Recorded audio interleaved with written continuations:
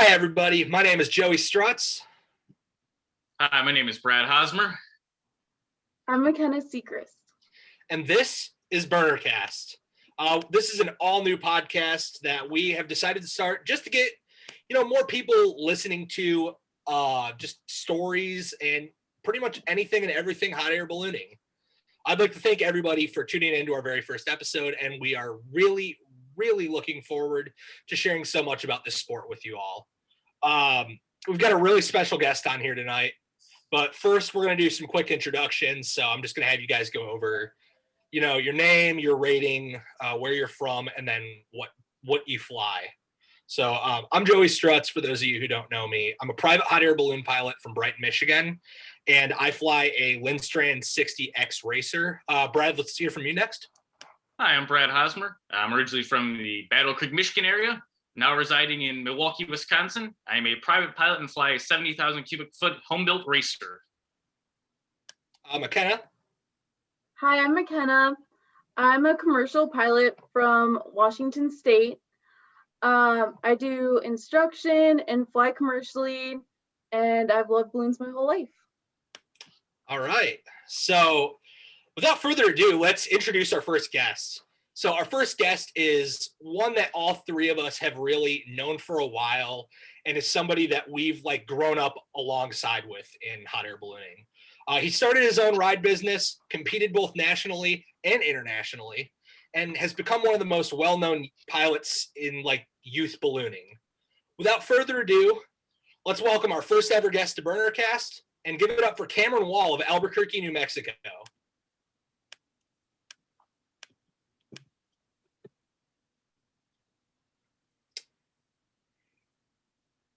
He's hopping on here.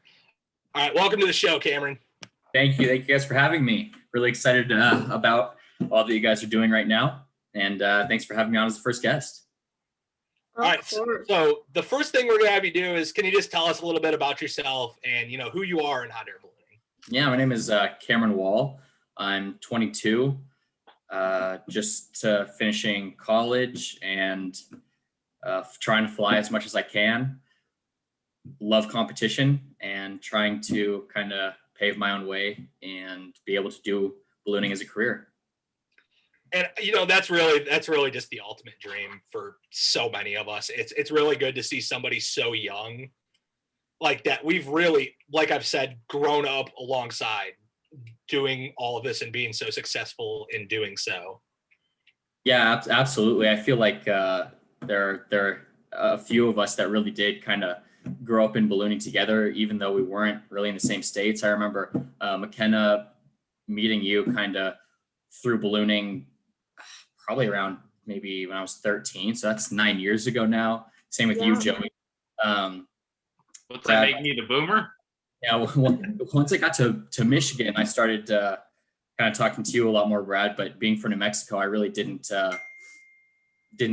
see you there as much or get in contact with you as much. So it's great to be kind of united with all you guys and start kind of pushing the sport together with this younger crowd. You mentioned being from New Mexico. Obviously growing up in Albuquerque has, I'm sure, a lot to do with, your upbringing in the sport. Is there anything that specifically made you stay hooked, just, besides living in the ballooning capital of the world, which is, right down the road from the biggest event in the entire planet?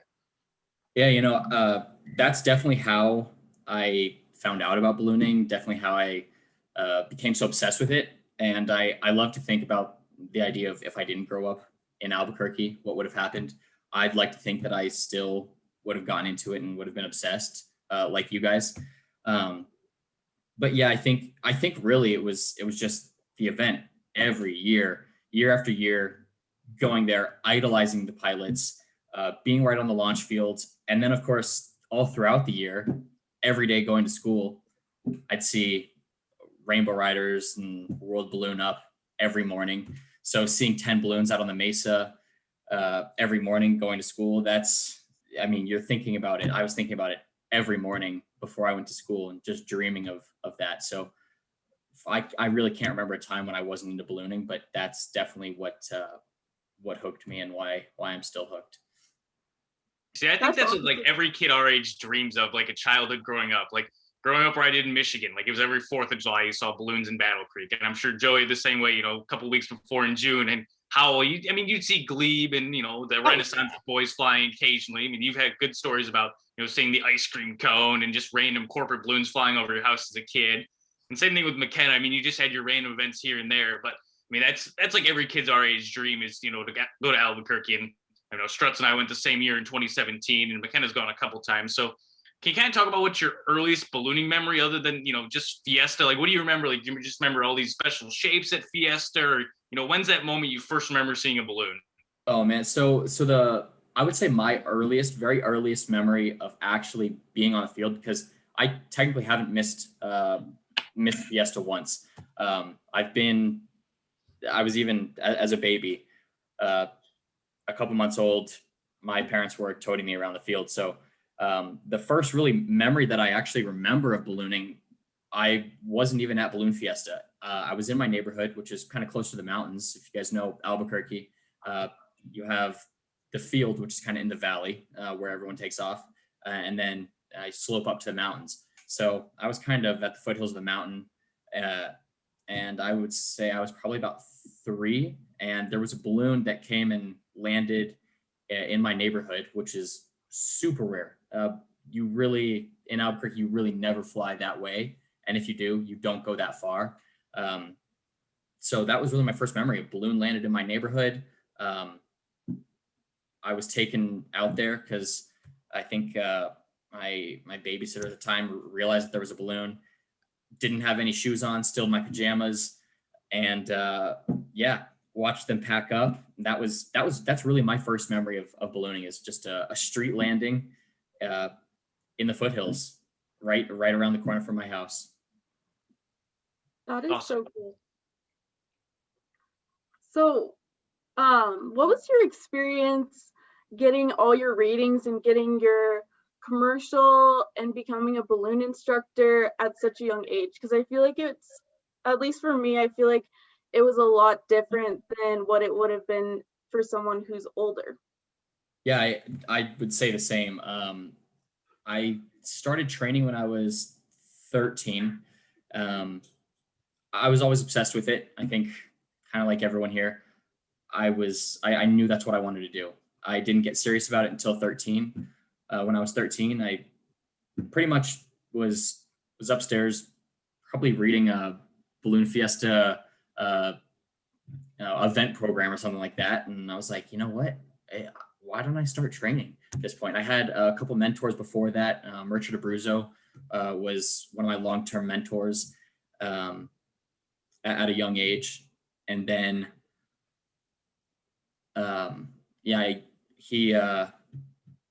he really got me kind of into the sport, got me ballooning more, crewing. But then when I was 13, I decided I want to start training. So went downstairs after reading that event program. And I said, Mom, I want to start training. She was like, well, okay. She was totally supportive. My dad was totally supportive, but they're like, well, we don't even know like who does this or anything like that. So contacted someone, just happened to live in my neighborhood. And he was an instructor as well. So not only just a commercial pilot, but also owned a 141 flight school. And so I started going out in this summer in the mornings with him. If he had paid rides, I'd crew for him. If not, I'd get a lesson. And just kind of went like that for about a year or two. Then kind of started getting with the ride companies.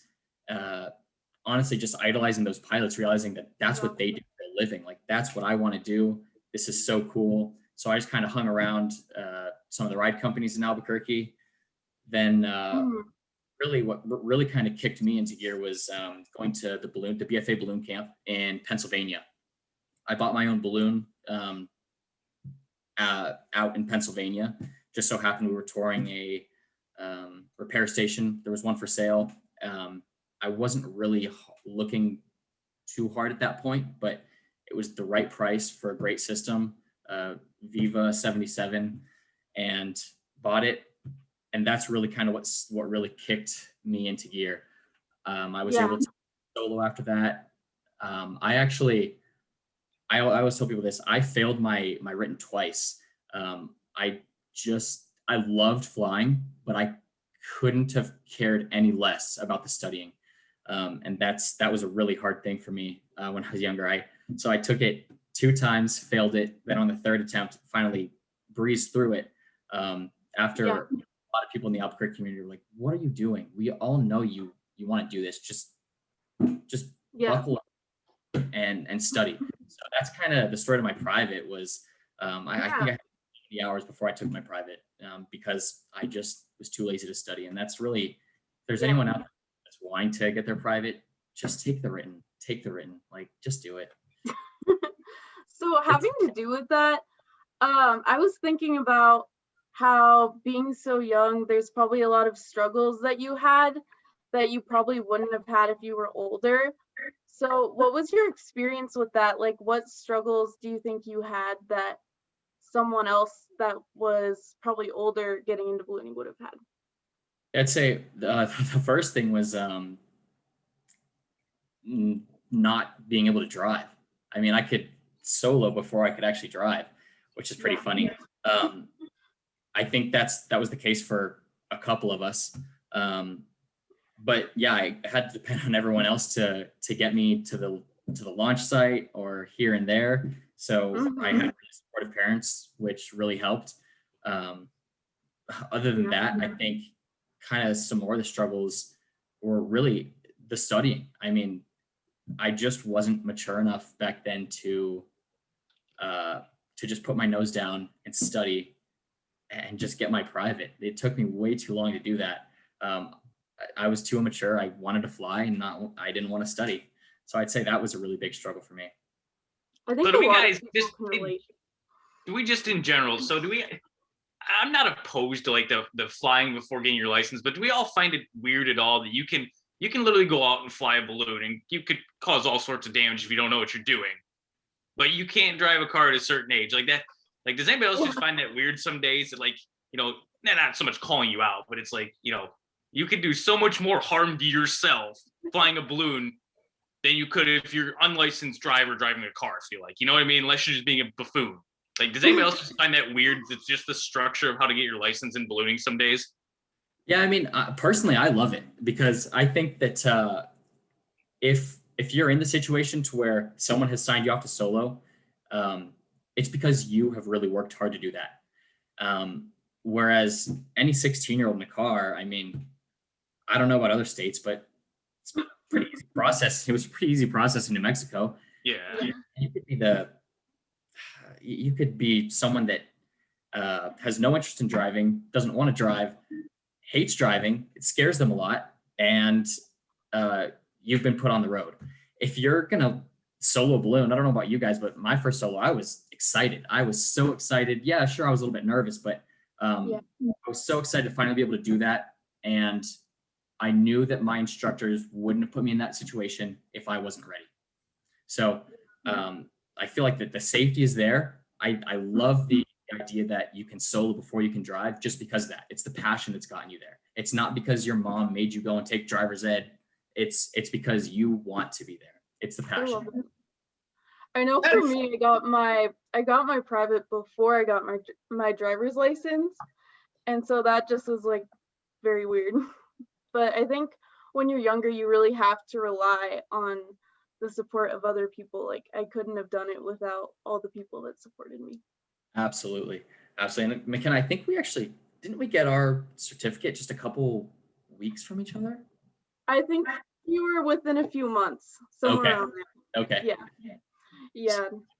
So, you know, talking about getting students to their certificates, and while we're on the topic of, you know, instructors, it's really great to see you taking on that role too. We see you recently gained the title of an elite balloon instructor through the Balloon Training Academy. Congratulations, by the way.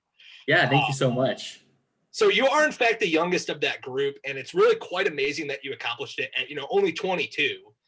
So how did it really come about? Like, what inspired you to say, hey, I want to get people into this. I want to train people too. Yeah, you know, I think that comes with the being young and ballooning. I don't know about you guys, but in Albuquerque, there were maybe 3 people about my age when I first got into it that had any sense of that I knew that had any sense of, oh yeah, I want to be a pilot. This is really cool. So I was like, I just wanted to have more friends in ballooning when I was younger. And that kind of drove me to the idea of, oh, I want to instruct. That was still when I was younger. But then once I got my commercial, I was like, I think that that I already have a passion for teaching. That's what my degree is in. But especially teaching something that I love, which is ballooning. That's my passion to the next generation. So I really have a passion for helping out the younger pilots, because I can see where I was 10 years ago, and I want to create more of that. I want to get the passion, the people that have passion and the kids that have passion. I want to speed them along. I want to help them, and that's really what drove me to not only get my commercial, but join the elite balloon instructors list. And that's kind of why I love instructing as well, is just to grow the sport. And that's here's really what I like about Cam too, is so, he was one of the more busy instructors, I would say, over the summer. Am I correct in saying that? You got Jenny finished off, you got myself finished off, you got, I believe, Landon finished off, and you got started on Owen. And again, I'm sure you could have just as easily booked passenger flights or this and that. And I mean, you took a lot of time to get Jenny done in a rapid amount of time. And then, we'll get into this a little bit later, but you flew in Angola, Indiana Saturday morning or Sunday morning, excuse me. And then literally that night you came down and flew with me for an hour and a half in Iowa City. I mean, we're just having a good old time. And, it's nice to see somebody, dedicating time, to others. And I mean, you're a really good instructor. It was just kind of, we were just having a good old chat in the air of the time, and it was fun flying with you. So that's stuff I appreciate about you. Yeah, I appreciate that. And I think that's one of the great things about instructing. You have to be on your game and be ready to make whatever calls you have to do in the air. But at the same time, it also allows that time for just great opportunity to have a good conversation in the basket. You mentioned that I could have scheduled passengers. I could have done a lot of this or that, but I love flying passengers and I love making the money. Ballooning, I've always felt that ballooning shouldn't be about the money. Yes, I want to make a living off of it, but I don't want to make a living off of it just so I can say that I'm a balloon pilot and that I'm making money on ballooning. I want to do it so that I can live out my passion. So really that to me, my passion, yeah, sure. My passion is flying new people every day, but it also means growing the sport. And if I have the opportunity to do some flight training and help, I'll help anyone get their certificate, but especially a younger pilot and one that's really motivated to get it, especially one like you, Brad, you who's been wanting to do it for such a long time and has been really dedicated to the sport, helped a lot of other pilots, really done their time in my eyes, and was just ready for it. I was so excited to be able to have that opportunity, get you finished through, and then go back to Michigan and do some rides. But no, I will take that opportunity all the time and be able to just grow the sport. See, and the unique thing, one last thing on this subject is it was kind of funny that I remember the first flight I flew with you is, of course, you're telling me, go up, go down. And of course, the funny part about it is you're still practicing your skills. And, as I'm doing my training flights, I mean, you get over an intersection. Okay, Jenny, pull the truck here. I'm going to throw a baggie in practice. I think that's the funny thing about you is even when you're flying passengers in a 120, I mean, like I said, I chased you down in Grandma's Legacy as I got back to Michigan one day, and he just sees me and just throws a baggie at me. I mean, it's the little things you do that you're always working on your skills. I can tell. Like you always want to be the best competition pilot you can be. You always want to be the best, guest as a pilot that you can be when you're flying passengers. You just want to do everything to the best of your ability. You're always doing different stuff. So I think that's what makes you really unique in ballooning. One of the the guys we can ask questions to and get on stuff like this. So I think it's really it really was a good first guest to have on tonight. Yeah, thank you so much. I feel like we can all really resonate with the fact that we're really passionate about getting people into ballooning, and especially younger people, because that's kind of where we came from. And like, we want to pay it forwards. And I think it's really cool that you're doing that. Yeah, thank you so much. I mean, I'm always ready to help any pilot, no matter their age. But I do think we can all resonate with the idea of younger kids getting into ballooning. I think we're seeing even some more right now that are just so inspired for ballooning, just in love with ballooning right now. That this is only going to grow, but I think we can all resonate with the fact that we are 110% ready to jump in and do whatever we can for that next young pilot. Someone that comes to mind, that it's crazy. I think one of the things that we all have in common is that none of us came from a balloon family. None of our parents are pilots, nothing like that. It's quite unique, but I think we all kind of love to see the next kid in line that didn't come from a ballooning family that is just so hot for ballooning. Someone like that comes to mind is Brock. The kid just cannot get enough of ballooning. And I just see me and him, at such a young age. That's what I wanted to do. I know, Joey, that's what you want to do. You wanted to collect a car, collect pins, talk to pilots. Like, that was the thing for me. Yeah, so that was the coolest thing for me. And I just love the idea that we can start to help out that next generation of pilots. Help get them enthusiastic about it and hopefully grow the sport with more young pilots like us. And we can all admit probably that first couple messages as a pilot, you got to, hey, do you have trading cards or pins? After being that kid for years, I was like, I mean, when you get those from Brock or Preston, it's like, it kind of feels good inside. Like the roles have reversed after all these years. So it's kind of interesting to look back on life like that. Absolutely. I think we can all remember being that kid. Yeah. Yeah. So moving on, unless you've been living under a rock, most of us have seen your absolutely incredible new system that got manufactured by Kubitschek last year. The story behind it really just makes it that much more incredible. And just, it's so unbelievable to see such an intricate system, introduced into an area close to me, especially. Can you tell us a little bit more about Grandma's Legacy? Yeah, thank you so much. Really, I have to give my hats off to Kubitschek on that one. It's a Kubitschek 120, full artwork, and I mean they did an amazing job with it.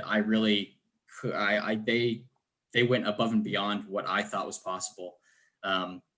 My grandma is an artist, and I've always thought it would be amazing to not only get her in the air, which I'd never been able to do until this summer, but also kind of collaborate with her.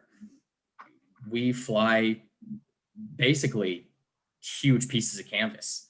And so one of the coolest things that has happened to me probably in my life is my grandma coming to me and saying, what do you think about collaborating? And I was like, well, duh, that would be amazing. And this actually happened in Indianola. Our first conversation happened in Indianola after she saw some special shapes. And she was like, oh, a bird would be cool, this or that. And I was like, well, what about your artwork? And she was like, oh, well, I'm not that good. And I was like, what do you mean? I mean, I'm ready to put that as big as I can on a balloon. She was like, no, I'm not that good. And I was like, yeah, right. I've grown up trying to mimic your art. Of course you're that good. So went to her house and just searched through portfolio after portfolio of her watercolors. I've always loved how she's painted fish. That's kind of one of my favorite things that she paints. So I decided on underwater scene. So it's really a couple of her paintings put into one image, wrapping all the way around the balloon. And Kubitschek just did an amazing job with that. How long did that take to come together? I guess I really never asked you about that. I mean, I just, you just kind of heard about it out of the blue, and I'm like, you never think about that part of it, because I assume it took some man hour to get that going and get that design and figure out the, who's going to manufacture this, what the size is going to be. How long did that take? Oh, I mean, that process was insanely long. I mean, going from a sketch on a napkin to just talking to I mean, countries in different companies in different countries. I mean, I sent stuff to almost every company you could think of, to just get a render, to get some sort of idea as to what they could offer. Um, and I think in total that the whole process took about 2 years. Wow. Yeah, from the idea to the first inflation was about 2 years.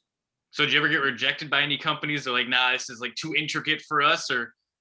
So originally, we had some other ideas, and we were thinking maybe special shape, something like that. And yeah, there were a couple companies that were like, you know what, it's just not in our best interest. And hats off to those companies. I mean, if you know that you're not going to be able to accomplish what a customer is looking for, then don't sell them on that. So I actually really appreciated the companies that were like, you know what, we don't have time for this. This is an amazing project, but we're just not going to be able to fulfill what you're looking for, and pass me on to the next company. And I think that that's a great thing in ballooning, that it's such a tight knit community, that we're all able to do that. Yeah, absolutely. And, seeing that balloon inflated for the first time, we know you made it a really special night. Taking your grandmother for her first flight. Can you tell us a little bit about the first inflation of the balloon? Absolutely. So we had it shipped to Iowa, and it was actually right after Jenny's check ride. Jenny took her check ride in the morning. I inflated it in the afternoon. My grandma lives in Iowa, so it was pretty perfect. My parents were there. Of course, my grandma was there. And the problem with getting my grandma in the air was she's had multiple knee replacements, all that kind of stuff. So it wasn't just as simple as hopping in the basket and going up. So I actually, because of her, she was kind of the motivation behind it. I had a door basket made for the balloon, and that was kind of the reason behind my decision for that. And I was able to tether for 3 hours.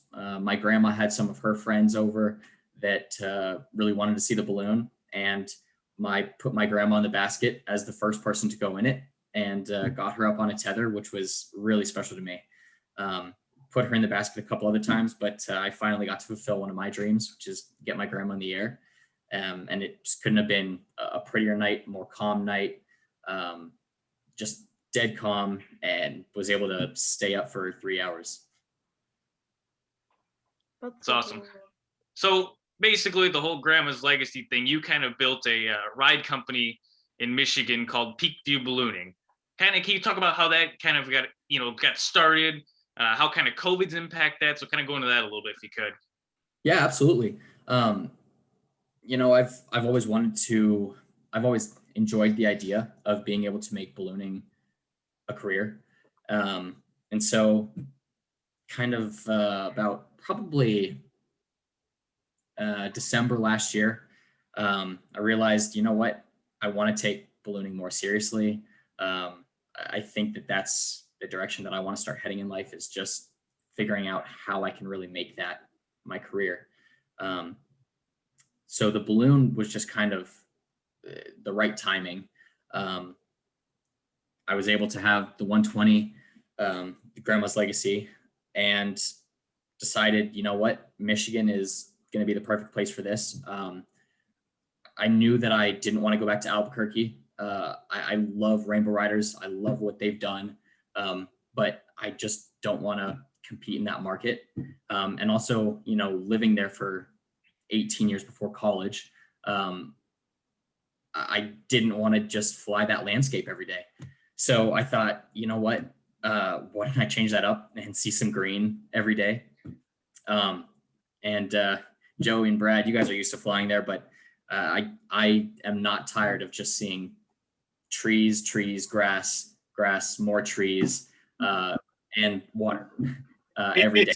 Being in Albuquerque and seeing desert. It's such a beautiful state to fly in, and it's really something as a resident of the state that I've taken for granted. Like I before a few years ago, had not traveled a whole lot with ballooning. And, I went out and I flew with McKenna for a week and a half out in Seattle, and you have the mountains. I went to Albuquerque, did a flight down there, and it's all desert with some mountains. And it's just like, wow, I never really thought about just how like unique flying in Michigan can be. It's something that you just, as a resident there, don't think of. And it really never gets old. No, it's absolutely gorgeous. So it was kind of the right place at the right time, Battle Creek, which is a huge balloon town, is about 45 minutes away. But in my area, there were, in Wayland, there were probably 3 ride companies that used to be there. Doug Mills, I think, had one of the biggest at one time, and he has since kind of slowed it down there. And I was able to kind of just ease in, and that whole balloon community in the area has been really supportive. And it already had, the community already had some idea of balloons because there have been balloons there for the past, I don't know how long, with Woody Watson and Doug Mills being there. So it was a great community to kind of jump into and get into. But Brad, as you said, with COVID, I don't really know how to answer that because I started during COVID. So I guess we'll see what the next couple of years bring in that area and how that affects business. I mean, for me, pretty much all my customers were locals or from the surrounding area, looking for something to do or looking for something to do because they couldn't go on, their vacation to wherever due to COVID. So I think in some ways it kind of played to my favor. I feel like the company that I've been flying for, like, they've gotten more more customers since COVID because people, like you said, people are just like finding things to do. Right. I think it's kind of interesting how COVID's played in ballooning. And this is kind of maybe a hot take, but COVID was good and COVID was bad for ballooning in a way. So like you look at the good side of it for ballooning, like you see how many students got their license last year because, people like you weren't at events. I mean, we talked about earlier how many pilots you pushed out last year. And you think about all the people that, like our good friend Adam, how many check rides he did. And he was told 15 was a good year, if that, and all he did last year. I mean, that's crazy. But, and then you lose some of the good side of the ballooning that we all come to love is the events. And, you don't know what that's going to bring this year and in the future with sponsorships and, what events are going to happen. It may kill off events and, it may, like Fiesta, that may never be the same. You don't know. So that's the bad side of it. But like you said, and you as well, McKenna, rides have been booming with COVID, even out here, John Trione flies about 45 minutes from me and I go fly with him when I can. He's been booming. It just seems like the ride operator has been booming and, that's kind of the new trend right now. Yeah. I've heard that from a lot of different commercial pilots that, some of the hot tourist areas might not do as well right now because there is not as much tourism.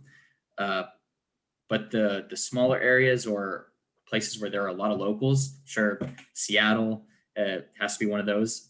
It's booming because people in that area are trying to find things to do that they wouldn't normally do. And you're a perfect example. It's like, okay, so, Wayland's 15, 20 minutes from Grand Rapids, a pretty big city in Michigan for those that don't know.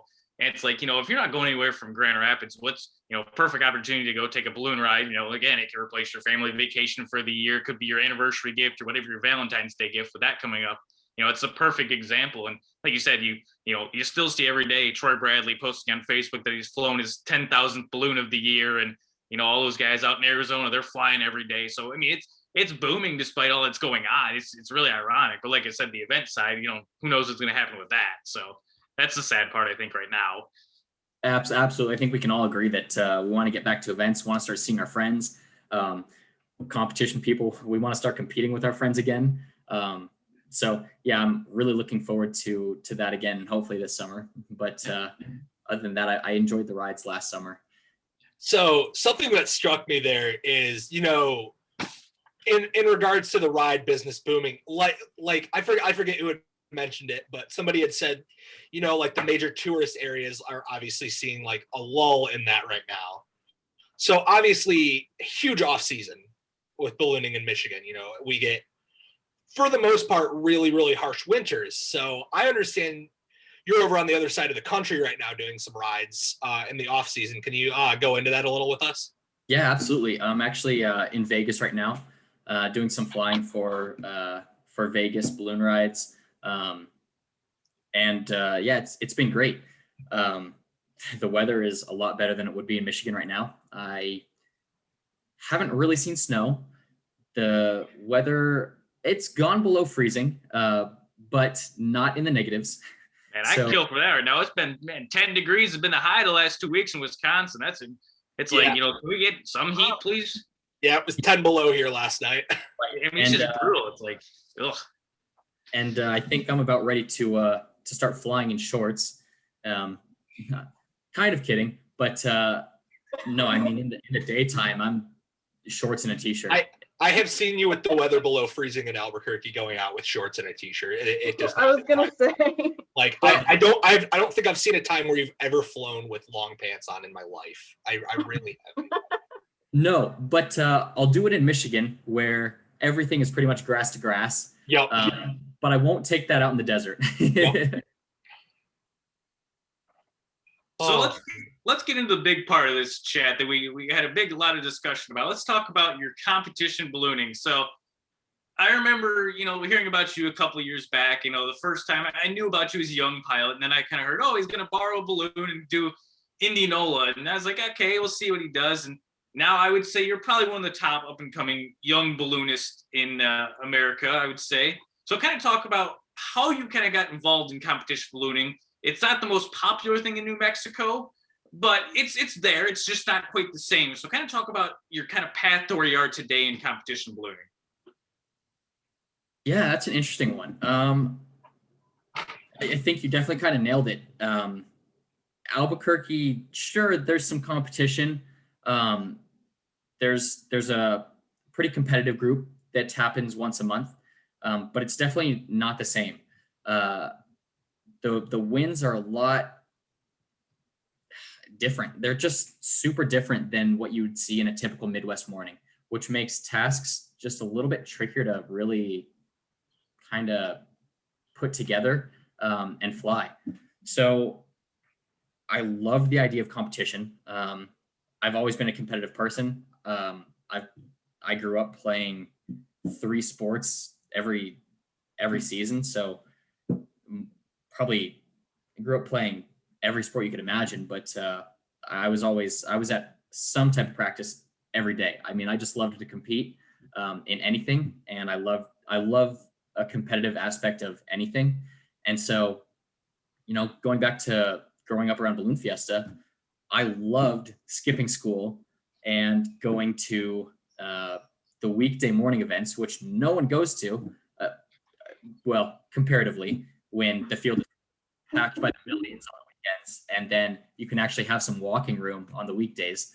But I can remember skipping school just so I could see the competitive pilots come in and, drop markers on the boat, try and drop markers onto the playing cards, and do the ring toss. So I grew up loving that. And that was my favorite part of Fiesta for the most part, was the competition. So as I kind of started training, I was always bugging people to go and fly with me. And well, I was always bugging people to allow me to ride along with them when it was a competition weekend. So I was kind of always in love with that idea, with being able to bring the competitive aspect to my passion of flying. That's kind of how I got involved. Started flying some of the Top Gun competitions in Albuquerque, some of the Hare and Hounds and stuff like that with Quad A every month. And then really it was just about kind of instructors pushing me along to say, hey, why don't you kind of aim for this flight, or aim for that and then this flight. And that's really what kind of grew my obsession for competition ballooning. So that's kind of unique too, because it's like, okay, Fiesta, normally people go for, let's go to the special shapes or the 500 balloons. And you're the one that likes the 100 balloons that come over, and half these guys you've never heard of in normal events. They normally don't have a shot. I mean, you look at some of the winners at Fiesta, and it's not a shot at people that have won in any sense, but it's like, okay, like other than the last couple of years, you've seen, Maury Petrin win a couple times in a row. It just hasn't been the guys that, should be at the top. I think it's kind of funny you said that's always been in your blood, because like growing up around Battle Creek's event, like, okay, so they're hosting Worlds as I'm a kid, all these international events. And it's like, Right. Well, it's no wonder I bought a racer for my first balloon. Same thing with Struts and Howell. It's like, same thing. Howell used to be so competitive back in the day. It's kind of dipped a little bit. I think, so is Battle Creek, but it's what we grew up around. It's all we know. We don't know these, we don't have 15, 260s popping up over our houses every morning like in Albuquerque. It's just kind of unique. So it's kind of cool. Oh, absolutely. And, you mentioned that that Fiesta, everyone goes for like the special shape, stuff like that. I always think it's funny that I remember being at the New Mexico State Championships one year. I really had no concept of competition and competitive events, but I remember someone saying, I think Udai was competing at the state championships in New Mexico. And someone was like, oh yeah, he's going to Worlds and blah, blah, blah, something about nationals. And I was like, nationals? I thought that was Fiesta. I thought the biggest competition in the world is Fiesta. And I think people just started laughing, like, oh, you have no idea. And I really didn't. Well, and it's funny. It's funny you say it like that, because I'll always remember in the back of my head, because I used to watch, I think all of us did, used to watch balloon pong videos left and right. Oh yeah. And I think it was one of Joe Zavada's passengers when he was flying for Phillips 66 was like, well, this is a Super Bowl ballooning. I could tell in the back of, like, in looking back at it now, I could tell Joe was like, well, yeah, to a standard person, this is a Super Bowl ballooning, but to him and, like guys like you, the Super Bowl ballooning's nationals wherever it goes now. And, of course, it's funny to think about that then, where it's like, oh yeah, like, Albuquerque's the big competitive event in America. And it's, it has competition, but it's not at the level of nationals or regionals or, a juniors or stuff like that. So it's just kind of weird, our transition in ballooning, what you became accustomed to. Right, absolutely. And I mean, I think there's probably more money in Albuquerque that's on the line there than any other event. But at the same time, it's not even a BFA sanctioned. They're not even BFA sanctioned tasks. So it's very interesting. Yeah, I know for me, like, I've always wanted to get into competition, but I've never really experienced it, and there's no like local events in the area. So it's kind of different in that way.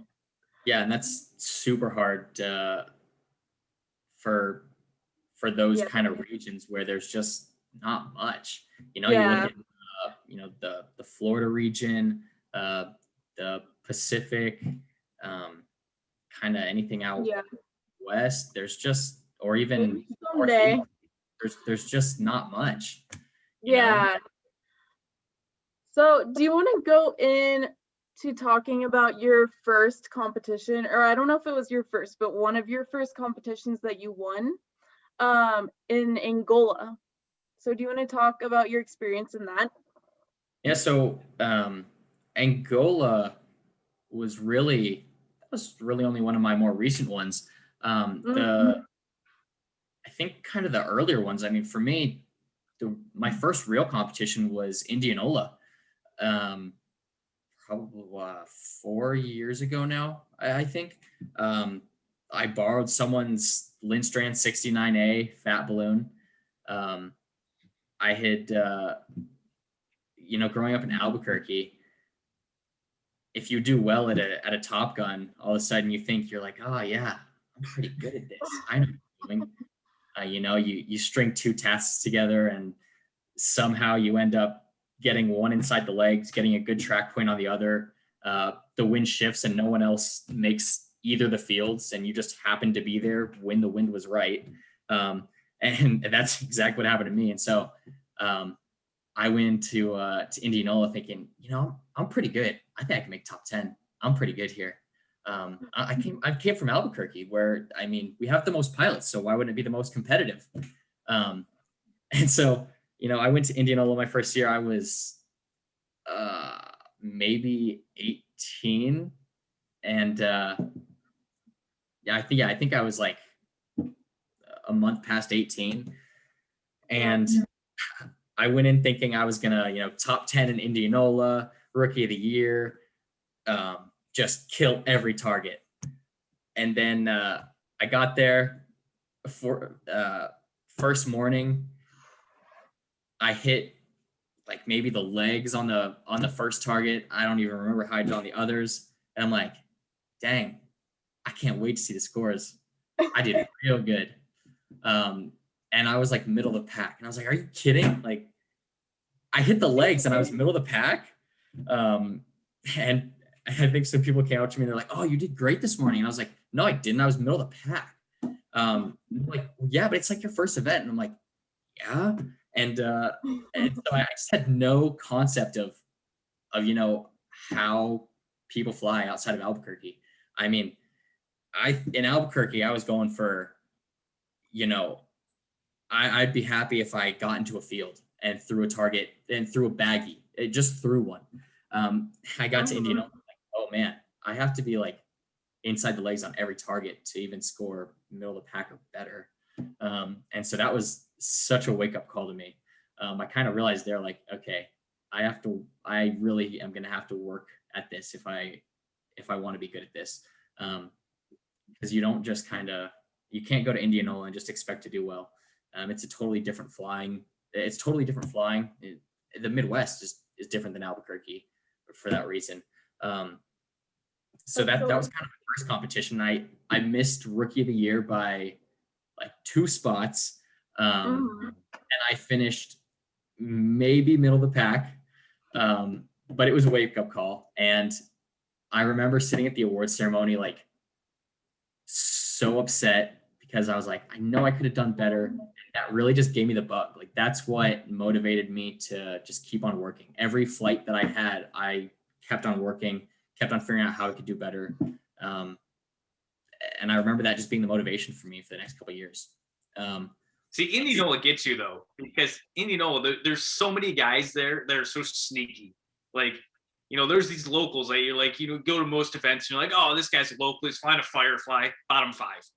And I mean, this dude comes in, the one guy launches first every flight. I can't, you know what I'm talking about. I mean, that guy comes in, drops dead center. That dirt target. I mean, you see every fat balloon in the nation, I swear to God.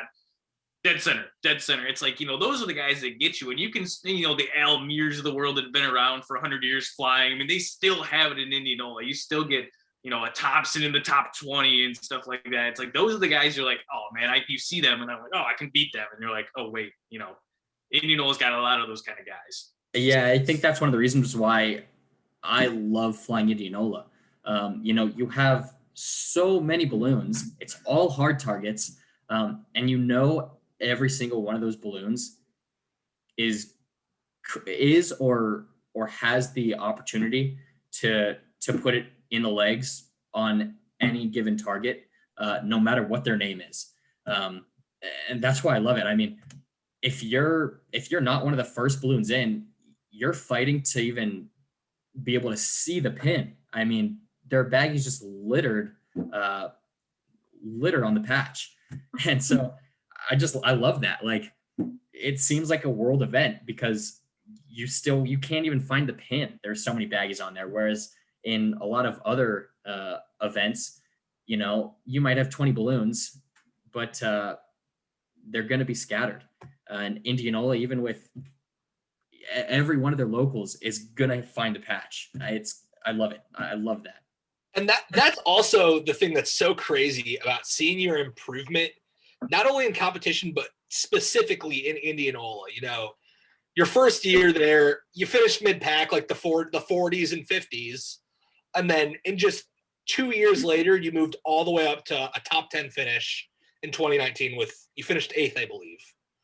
And, I think the part that not a lot of people talk about there is it's 9 straight days of flying with a possibility of 18 flights in those days. Like, can you tell us just how mentally grueling that can be, Yeah, I mean, for me, I love it because it kind of reminds me of, being at a basketball tournament or at a tennis tournament as a kid and having to grind out like 3 matches or 3 basketball games in one day, and then getting up the next morning and be like, oh, we got to grind out 3 more. And then you wake up the next day and you're like, oh, 3 more. I mean, some of those flights are 2 hours long. And so I love that kind of endurance aspect where you're not going to win the event on the first day. You're not going to win it on the second day. Just trying to put yourself in a good position to make a good run at it the last couple days. You don't have to be very first on the first day. In fact, it's pretty hard to win an event if you're first on the first day when it's 9 days long. The afternoon flights are great. They're for fun. Bring someone up, you bring a sponsor, and you usually fly into the field, fly out of the field. It's nice and relaxing for the most part, but it doesn't count for the overalls. So that kind of gives a good kind of a good pace to it, because yeah, you're fighting so hard in the mornings, but then you get there in the afternoons and you remember, yeah, okay, I could win. I don't even know what first is in the afternoons, but yeah, I could win $100, but at the same time, I'm gonna bring a crew member up. We're gonna fly for a little bit, have fun, go to dinner after, and then get ready for the next day. And so, yeah, definitely by the third, fourth day, you're like, all right, this is getting pretty taxing. Some people say, I'm rooting for rain on the 6th day, get some sleep. But personally, at an event like Indianola, I want to fly every morning. The tasks that Bill calls, I want to fly 7-parters all day long, every day. And so that's what I love. You just get so much practice at an event like Indianola, where you're throwing baggies all the time, sometimes more than one at every target. And Bill loves to stack them up. He will put target after target after target. And personally, that's what I love to see at a competition. It's just repetition. So you had one of the more unique experiences over the summer. You trained your girlfriend, Jenny Kerber, and then a few weeks later flew against her in a competition while using my balloon, and she was using the one you normally fly. Can you kind of talk about that? How was it, kind of double chasing? Were you, did you ever think you had to hide any information from her because you were scared she's gonna beat you? Or what? Kind of talk about that a little bit. Yeah, no, I mean, that was an awesome experience. Flying Battle Creek, which is not the easiest place to fly, a fun place to fly for sure. But yeah, with Jenny, who I had just trained, we were double chasing, which was a lot of fun, but a little bit more challenging than just one balloon, especially when, Jenny, I kind of credit Jenny for also really pushing my competition aspect, my competition mindset along. You look at my results from before she was my crew chief to when she started being my crew chief, and they skyrocketed. And I found that she was so useful being on the ground and giving me all the ground information. It was weird having her in the air and not being able to rely on that ground information. So honestly, that was worse than anything else. I realized my crew didn't know me as well. I was a little bit slower getting up, and I think that kind of was the harder part. Honestly, I was hoping that she would beat me. I was all in for that. I was giving her as much information as I could.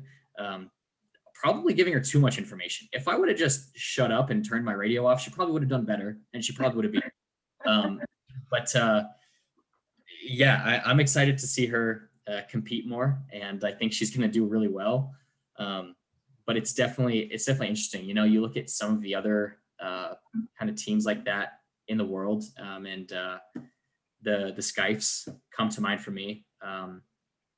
You take Nikola, who's won, I think 2 or 3 women's worlds, and just an insanely good pilot. And then Matt, who is just, I mean, his level of flying is incredible. You look at some of those videos that he's put out, and it's crazy. I don't know how they do some of the stuff that they do, but they both fly, same competitions, and they've adapted and really worked hard on that teamwork. And that's not something you can just get right off the bat. And so I'm looking forward to the day where we're both flying at events and doing well. And that's they kind of give me some of the inspiration for that, where they're both flying and they're both really, really good. And depending on the competition, who knows who's going to finish first. It's an even playing field in my mind for those two. That's what I hope to see someday. Today was such a unique experience for so many people there, because you who was probably like, okay, here's Jenny's first competition. Jenny in her first competition. I remember sitting there with Rick the last morning at a Target, and I thought that dude was gonna pass out. I mean, he was so nervous because it wasn't that fast. Of course, you got to watch it every Target, and this dude is like nervous. You could tell she was online pretty well a couple Targets, and he was sweating bullets that she was gonna miss him or do something dumb. And then you come in, and here you are in my balloon, and you vent the hell out of that thing. And I'm sitting there, I'm like, he's gonna wear my balloon right in front of me. I haven't even flown my balloon a whole lot at this point. I'm like, this dude is going to burn. I'm gonna have it look like Swiss cheese when I come back, is what it's gonna look like. And of course, you kill that target right in front. Actually, the pilot was helping Steve Sitko. I think he got a little angry. You cut him off, but he'll deal with it. He's fine. But yeah, it was a cool perspective for a lot of us there, and it was really weird for me just to watch somebody else fly away in my balloon. That was a little weird. So yeah, it was good. That was a good time. Good week. Yeah, that was actually probably one of my favorite targets that I've ever flown. Coming in with Steve, dropping down after the trees, both of us started to back up. Then I just popped right over the top of him, and dropped before he did, even though he was in front of me to start with. But yeah, I mean, if anyone knows Rick, you know that I don't know anyone ballooning that doesn't like Rick, and I think it's kind of for that reason. He is so excited about ballooning, and I think him seeing Jenny compete, I think it gave him more of a rush than even flying himself. I've never seen him that excited in my life, and that was really cool. I think you kind of nailed that there. He definitely could have passed out. Well, especially the afterwards. When I would have heard about afterwards and how he's just, I appreciate everyone helping my daughter this week, and that was cool. And I think it'll be even more unique in the future. I don't know what event it'll be at when all three of you guys get in the air and compete against each other. That'll be the cool part. Yeah, we've definitely talked about it, and we're pretty excited about that. It'll be interesting for the three of us to all be on one radio together, and all competing together and pushing at it. Rick and I went 1 and 2 in India or in Angola this year, which was pretty awesome. So hopefully at some point Jenny will join us up there. Cool. And then, do you want to talk about? Did we talk about nationals? No, we have not talked about nationals. Yeah. Do you want to talk about your experience with that? Yeah. So I'm pretty excited to see a new event director this year with Paul Petrin. I think that's really exciting for American ballooning. He's directed at a couple different events, Brookfield, some in Australia. And, at the end of the day, he's a world competitor that understands what it's going to take for someone to go and compete at a world's level. And that's what I'm really excited about. I'm excited to see how he calls tasks and kind of how he calls tasks in preparation for a worlds. I think this is going to be a really exciting kind of for me. It'll be an exciting event just in general to really start to figure out how he likes to call. I've never been to any of his events where he's been calling tasks, and so for me, it'll be exciting to see how he calls. Cool. That's really what I'm excited about for this nationals, is that change. Have you flown nationals, or will this be your first one? So I navigated in a nationals, and then my first nationals was, well, I guess the last nationals, which would have been 2019. Okay, yeah. Okay. So, Cool. So not only have you done like, national competition, we saw you really break into the realm of international competition just a few years ago. We saw you go over to Poland and fly the Junior World Championships. I saw a video. It looked absolutely incredible. Can you go into that a little bit? Yeah, first of all, flying in Poland is just a unique experience in and of itself, just like going to any other country to fly. Um, Everyone does ballooning differently. Even in the US, every pilot's going to do something different. But it's different seeing how people operate, how pilots' decision making differs from country to country. Um, Among other things, it's a juniors, so we're all under 30. Every pilot there is under 30, and seeing a room full of pilots and navigators that are all under 30 is amazing. It really kind of inspired me seeing, we're all kind of around the same age, all passionate, all wanting the same thing, and all wanting to get better at the same exact thing. And that was a really unique moment for me, especially being in American ballooning where we're kind of the odd ones out usually, being so young. Yeah, So um, that's cool. with the competition aside, that was unique in and of itself.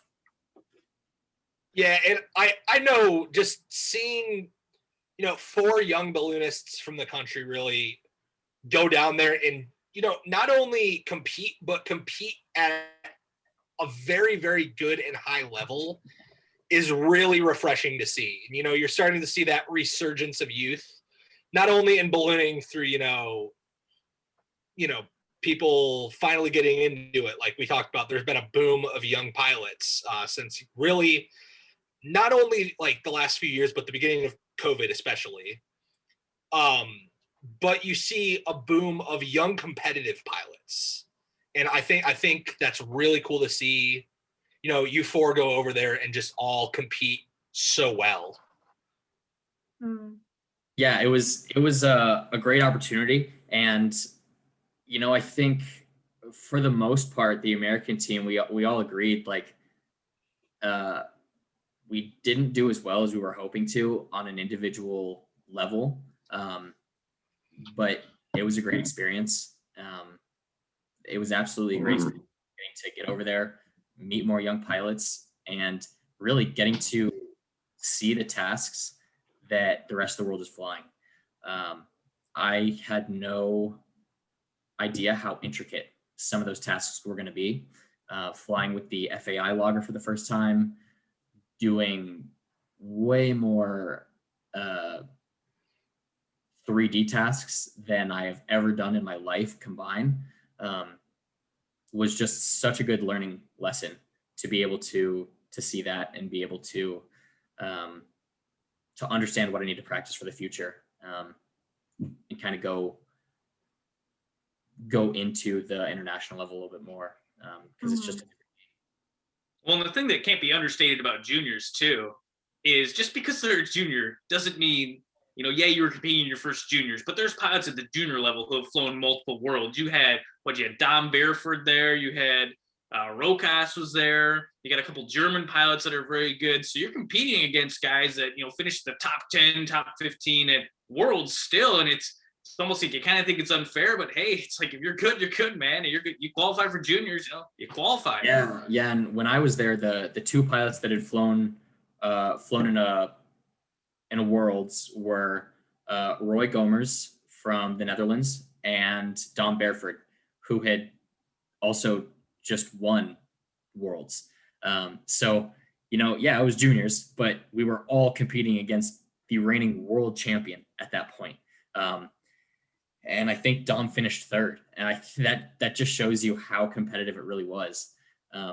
Yeah, sure, we're all under 30, but it's so competitive that even the world champion was getting pushed as hard as he could. So it brings up another topic about competition ballooning, team nationals, which are coming back to the United States. And growing up where I did in Michigan, I went to all those ones in Battle Creek where you had some interesting teams. I'm just kind of curious your thoughts. Do you like the current structure where it is A, B, C, where you qualify as a C? I believe you're competing with Joe Zavada and Kim McGee. or would you rather have kind of like a less relaxed team? Not that that team's not relaxed, but where it's a Jenny and a Rick, where you can almost pick your team as more less A, B, C kind of thing. What's your thoughts on that? Yeah, I think it's interesting. One, I've never done a team competition. So I'm really interested to see how that goes. I do like the idea of, I mean, I think we can all agree that you should only be able to have one A. Mm-hmm. And so naturally that kind of ended up only being, we only ended up having 10 teams. And of course there's an A on every team because they were taking A's as priority. What I'd love to see in the future is just more teams, which I can totally understand is hard to do because that starts to multiply really quickly. One team, 3 people. So with just 10 teams, we already have 30 balloons in the air. But ideally, I think I'd love to see a lot more teams so that there is the opportunity for 3 C's to get in there and try and make a statement and be the underdog. I'd love to see. Can I ask you a question? Absolutely. What does that mean? Like A, C, like what does that all mean? So they basically broke us down into 3 categories. Your A pilots are kind of your international competitors. So your Nick Donners, your Hartzels, your So Joseph. it's the higher up people. Yeah. So then you have as your kind of second category your Bs, which are the ones that have competed at probably I think multiple nationals or even. Yeah, and then some like if your NEL ranking is like it depends on like your national finish or your NEL ranking. So yeah, that's kind of how you get Bs. Okay. I kind of see what you're saying. Basically, they kind of broke it down into the 3 kind of ranks of pilots. Okay. Well, that makes more sense. I was just categories just to try and even out the teams. It's essentially in place. So, looking back at Battle Creek Team Nationals, about it doesn't seem this long ago, but like 20 years ago, you would have like super teams flying that event. You'd have Johnny, Paul, Maury, Petrin all on the same team, and it's basically to prevent teams like that from forming that will just blow competition out of the water. Yeah, you're gonna see a lot of teams really evenly matched and competing for a win. I feel like, and there's pros and cons to that too, because like you said, if you go AAA, of course in this day and age, you're gonna have Donner, Zavada, you're gonna have Hartzell, probably Gary Haven. Hartzell would be would be 3 A's. Yeah. Well, so like he qualifies as a C because he hasn't flown much, and I've heard from people that have talked to Joe and Rhett, he would have been the best Hartzell had he not had the career he had, which is scary to think about him as a C. But again, if you allow AAA, CCC, you're gonna have a bigger field. I mean, it really depends on what are we looking for at an event. Are we looking for a strong ABC group where you're any of those 10 teams can win? Or you're looking for, 60 balloons to please the crowd. If you're looking for 60 balloons, then you let AAA happen or CCC and let the people that fly the Fireflies form their own team and they may finish, last, but see one target a week and they'd be satisfied. So, I mean, it's really a delicate balance. I like the format the way it is. I do think they kind of need to revisit some of the A pilots because you're almost running out of A pilots. Like I looked at the list recently. I mean, Bruce Comstock's been out since I was born, essentially, of ballooning, or at least competition ballooning. And like how 25 years later, how is he still an A pilot? Like I get he was a very good competitive pilot, but at what point do we revise that list and say, okay, now you did this at this level, you're an A or you're a B, I like the structure. I'm curious to see how it plays out. So yeah, I definitely didn't know that. I'll be cheering on Team Cam, McGee, and Zavada, that's for sure. Yeah, thank you. I think we're all kind of excited to see a new format play out. Cool. That's awesome. I didn't know a lot of that, so I learned a lot. Thank you. Well, I feel like we're all really excited for you, and it's been really cool to see you grow up in ballooning and accomplish everything that you have accomplished. So I'm very proud of you for that. And do you have any like future goals or plans in ballooning, like in the next several years? Yeah, absolutely. I think for me, one of my biggest is getting my gas balloon rating. I'd really, really like to Yes. do that. And at some point, I'd like to do some competitions in gas. Of course, I'd like to keep on uh, pushing harder in regular hot air competitions as well. And then Mhm. along with that, I really would like to kind of start growing my business as well. Yeah. So those are kind of the top three things on my list right now. That's awesome. That is so exciting. I think getting a gas rating would be really cool too. Yeah, I think, not only um, is it just another way of flight, um, and to me that there's some aspect of it that's even more peaceful. You don't even have your pilot Yeah. light, anything like that. But at the same time, the competitions are just as competitive, But if way not even different. more, if not even more, and a lot more grueling, where kind of that endurance aspect gets put into play on an extreme. And so, kind of some of my mentors growing up were all gas balloon pilots and really pushed the envelope hard in gas ballooning. And I'd love to be able to explore that. That's awesome. That's definitely something I would love to do someday too. That's super cool. So the last thing we really have for you is we've got a bunch of people who sent in fan questions. That's one of the things we're going to be doing, weekly here. They some have chosen to, like, oh yeah, say my name, or some have chosen to keep it anonymous. So we're just going to kind of rapid fire some of these at you, and it could range anywhere from, a good example Brad was talking about when we were all three discussing how do we want this to work. It could be anything from like ballooning to does pineapple belong on pizza. It's all just these completely different topics, and we just wanted to get your input on some of them. So I'm going to start firing some of these at you. So first one of your pilot colleagues, obviously a really great friend of yours, going to school in Longview, Blake Aldridge has asked us, what is your favorite Marvel movie? Oh, so you guys are gonna hate me for this, but I can't say that I've ever actually watched a Marvel movie.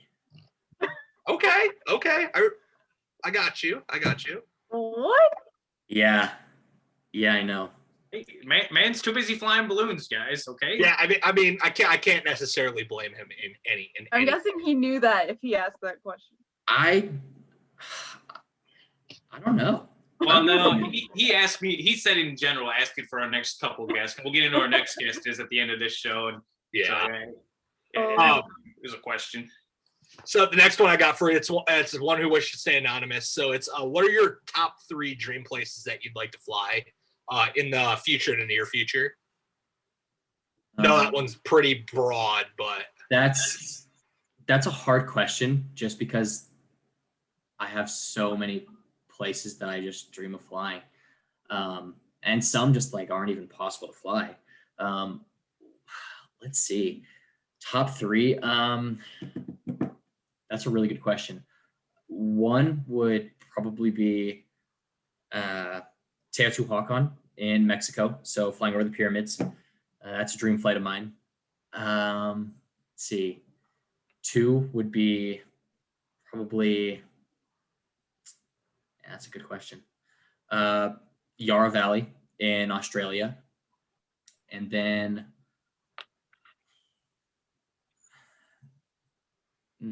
3. That's a good question. Probably. Like, I don't even know what I would say to that question. Yeah, I mean, there are just so many places. I think we all love seeing pictures from Turkey. I think that would be just an epic sight. So many balloons in such a Agreed. perfect landscape. Turkey would definitely be up there for me. But then some of the bigger cities would just, I mean, most of them you really can't fly over them, but it's just so different than flying wildlife that it would be really cool to to see something like that as well. See, one answer I thought we might get there was going to be that Grand Canyon flight that a lot of people out west have been doing. I'm just curious, and this isn't just for Cam, this is for everybody. Would you do that flight or not? Because that's one of those ones I'm like, ooh, I don't know. I wanted to do it so bad.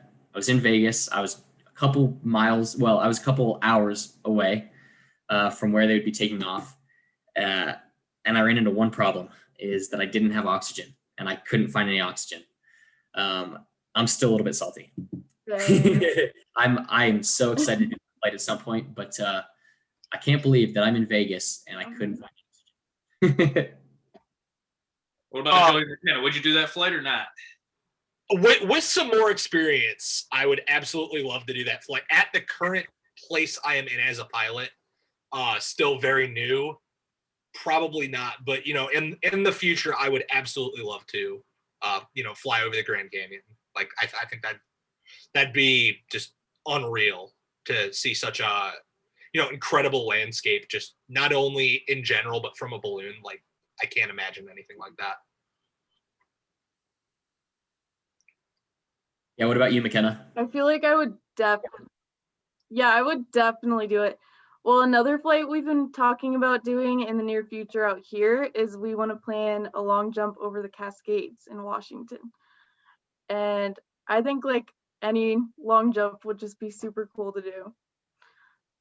The one that keeps getting kind of squashed over here that's been done before is going across Lake Michigan. So starting either on the Wisconsin or Michigan side and is going across. Oh, wow. It's been talked about I feel like it's been like 5 or 6 years since it originally came to thought, and I thought it was going to happen in the beginning, but now it's just that's one that's been talked about. I remember seeing that on Anti-Monkey as a kid. People discussing that. I feel like that's a far distance. Well, is it Glebe or Comstock did it back in the day? I can't remember who it was. I think both of them may have at one point or another, but yes, it's something that's definitely been talked about a lot in the past 2 decades or so. Yeah, I'd love to do that one. I think one of the reasons that it just never really happens is we might have the perfect weather opportunity, and even with some of these other flights where it's a great long jump, you have the perfect weather opportunity, but there's usually always a bailout. There's always somewhere on land that you can, I have a pilot light that's kind of being iffy. I'm just going to go ahead and land. And you don't really have that option. Once you're over it, you're over it, whether you like it or not. And so that sketch factor definitely is intimidating. I feel like that's a bit more intense. As it should be, yeah. Going off of water, so this next fan question comes from Carolyn Mom. Where did you get your mad splash and dash skills? That is a direct quote, by the way. Mad splash and dash skills. Well, I appreciate that, but that title there, mad splash and dash. I'd say Albuquerque. We have the Rio Grande there. If anyone has ever splashed and dashed in Albuquerque, they know that it's not too deep, and usually for me when I was there doing my training, summers and stuff, it would sometimes be pretty breezy right above the trees, and then you drop in and it would slow down, but you couldn't push it in any more than a couple inches under the water, otherwise you'd hit sand and just stop. So you had to just park it, and I think that's kind of where I learned is I couldn't go too deep because I'd park it. But you only have, you don't have very much distance either from tree line to tree line. So when you make that approach, you have to get in there, get it on, and get off. Otherwise, you're either hitting the ground or you're getting close to the trees again. All right. Our next question comes from instructor, pilot, balloon extraordinaire, Adam McGee. He asks, what is it like dating another pilot? Of course. Though that one's also very broad, but. Of course, that question comes from someone who is married to another pilot. That's accolade after accolade in ballooning. So, I don't know. It's definitely interesting, So we'll wake up and if there's not a in the summer, if there wasn't a commercial flight that I had, she'd be like, well, I want to fly. And I was like, well, I want to fly the racer. And oftentimes she'd win because she'd play the argument, well, you also got to fly like 3 times this week. I was like, yeah, but it was in the big balloon. And yeah, I'd give her the racer. So I'd say that's a hard one because I have to share the airtime, which sucks, but I'm happy to do it. Hey, all I gotta say, guys, it was a shot in the dark. Okay. So, this next one's anonymous. Pretty broad one as well. So, what is your favorite pre-flight meal? Like, do you have one? Pre-flight? That's it. That's anonymous. Yeah, I think that was from my mom. Pre-flight, it's kind of changed over the years. I grew up when I was training, I would always eat something before I flew. Now I tend to not really eat much, if anything, before flight. When I'm competing, I'll actually eat a lot before my flight. And I'm pretty strategic about what I eat before my flight. And I stick to like the same kind of things every flight in competition. But mid-flight, I always have banana bread from my mom. It's awesome. She'll even ship some out to me wherever I am. And so I like I'll get to a hotel and they'll be like, oh, you're Cameron Wall? Yeah, this package came for you. I open it up and it's like 4 loaves of banana bread. that is one of my favorite parts of flying with you in the summer is we get your mom's just incredible cooking, shipped into us. And it's just, it's something really, really cool. Yeah. And that's kind of like a good luck charm for me is that I, especially in Indianola where you're flying like, 7 tasks, I'll get through about 3 or 4 tasks, drop a baggie, heart rate goes down. I'm like, all right, I need a snack. So I'm going to pilot bag for a little banana bread and then get ready for the next task. So our next question comes from Mr. Steve Sitko. So he asks, what was it like to not only start a ride business, but to do it from completely scratch? You really hadn't done much commercially from a ride business standpoint before that. What was that transition like? Yeah, definitely interesting. I had never really thought about owning my own ride business. And so there were just so many things that I didn't know and that I was just learning on the fly.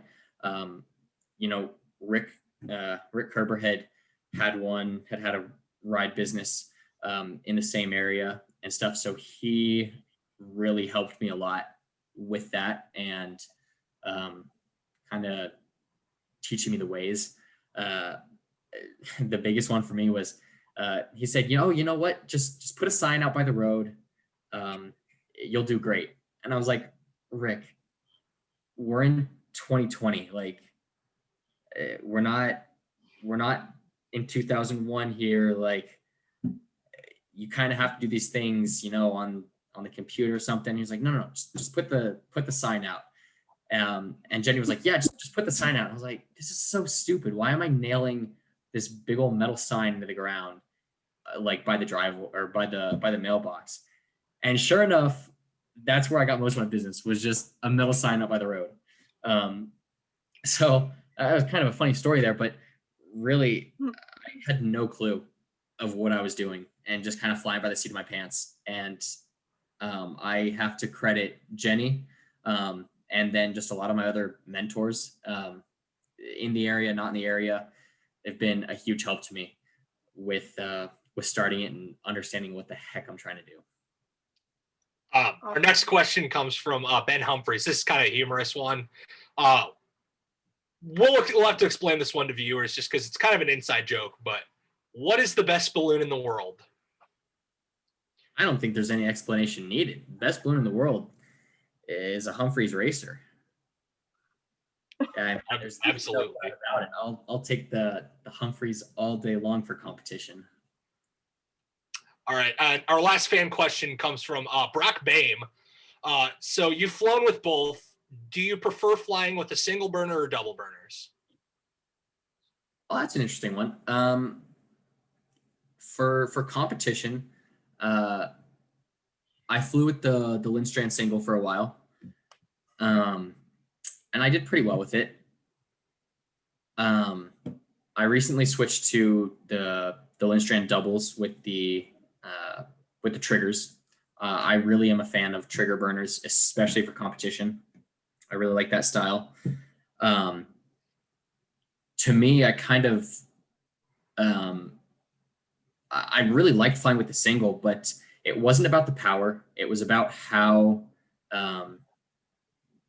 the heat from the single was kind of affecting the balloon that I changed to the double burners, because I was really happy with the single. But when I flew in Nebraska at nationals, I blew out panels of the balloon every flight. Definitely, most of that has to be accredited to just late decision making and having to shove way too much heat in way too late and save it. But at the same time, I was trying to throw on every switch that I had to get the balloon out of a steep descent. So I was throwing on both whispers and both mains, and it was just creating too much radiant heat. So once I kind of switched to the doubles, I was able to just use two mains and not have all the radiant from the whispers. So I'd say, honestly, I liked flying more with the single burner just because it was a little bit more light, a little bit more streamlined. The angles you can get on the single is a lot better. But there's definitely an obvious advantage to having doubles, and I haven't taken out any panels with the doubles, which is an obvious plus. And actually, I'm really interested to fly with the new Kubitschek single. The way that they've kind of engineered that to where the fuel sources are coming from, I think that will be a very very good option for people wanting a single burner. They've rated that single for such a big balloon that you can fly it with a bigger balloon, but also in competition, it's going to be great. Spoken to a couple different pilots who have used it in competition, and they love it. They really, really love the new Kubitschek single. So I'm excited to try that out. All right, that's all the time we've got tonight. Thank you, Cameron, for joining us as our first guest on BurnerCast. Next week, we got special guest Joe Zabata joining us on BurnerCast. Going to be talking competition, his upbringing in ballooning. We're going to be going into a lot of it. Thanks to Brad McKenna for joining us tonight. Thank you again, Cameron, being a great first guest. And we'll see you next time on BurnerCast.